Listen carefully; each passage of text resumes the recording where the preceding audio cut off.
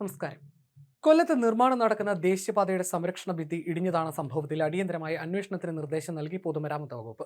അടിയന്തരമായി അന്വേഷിക്കാൻ പൊതുമരാമത്ത് സെക്രട്ടറിക്ക് മന്ത്രി മുഹമ്മദ് റിയാസ് നിർദ്ദേശം നൽകി. ദേശീയപാത അതോറിറ്റി അധികൃതരിൽ നിന്ന് വിശദീകരണം തേടാനാണ് നിർദ്ദേശം. എന്താണ് സംഭവിച്ചതെന്ന് സാങ്കേതിക വിദഗ്ധരെ നിയോഗിച്ച് പഠിക്കുമെന്നാണ് ദേശീയപാത അതോറിറ്റിയുടെ വിശദീകരണം. ദേശീയപാത പ്രൊജക്ട് ഡയറക്ടറും സൈറ്റ് എഞ്ചിനീയർമാരും ഉടനെ സ്ഥലത്തെത്തും.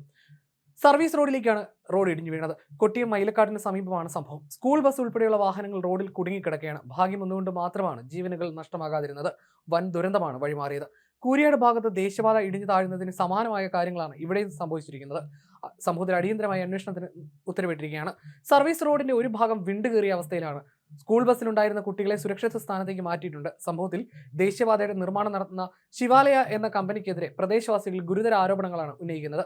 അശാസ്ത്രീയമായിട്ടാണ് ദേശീയപാതയുടെ നിർമ്മാണം നടക്കുന്നതെന്നാണ് പ്രദേശവാസികൾ പറഞ്ഞത്. ഇതിനെതിരെ കളക്ടർ ഉൾപ്പെടെയുള്ളവർക്ക് പരാതി കൊടുത്തിരുന്നു. ശിവാലയ കമ്പനിയാണ് ദേശീയപാതയുടെ നിർമ്മാണം ഏറ്റെടുത്തിരിക്കുന്നത്. കൊല്ലത്ത് ഏറ്റവും കൂടുതൽ ഗതാഗത തടസ്സം ഉണ്ടാകുന്ന പ്രദേശമാണ് കൊട്ടിയം. കളക്ടറും ഇവിടെ സന്ദർശിച്ചതാണ്. ഭൂമിശാസ്ത്രപരമായ പരിശോധന നടത്തുമെന്നാണ് അവർ പരാതി അറിയിച്ചപ്പോൾ പറഞ്ഞിരുന്നത്. ഇതുവരെയായിട്ടും അങ്ങനെയൊന്നും നടന്നതായി കണ്ടില്ല. ആർക്കോ വേണ്ടിയാണ് അവർ നിർമ്മാണം നടത്തുന്നതെന്നും ഒരു പ്രദേശവാസി പറഞ്ഞു.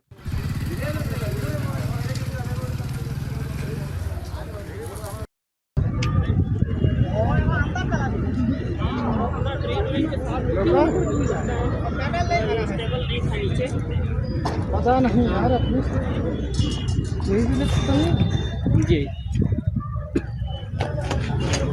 हमें नीचे से कोनो ऊपर दिख रहा है का उसका बोलेगा नीचे से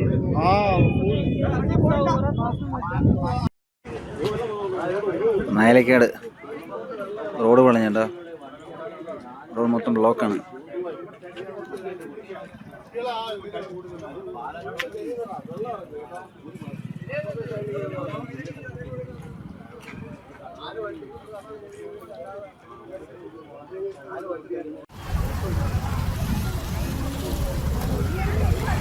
മൈലക്കാട് റോഡ് മൊത്തം ഇടിഞ്ഞ് ആ പിള്ളേരതിനകത്തുണ്ടോ?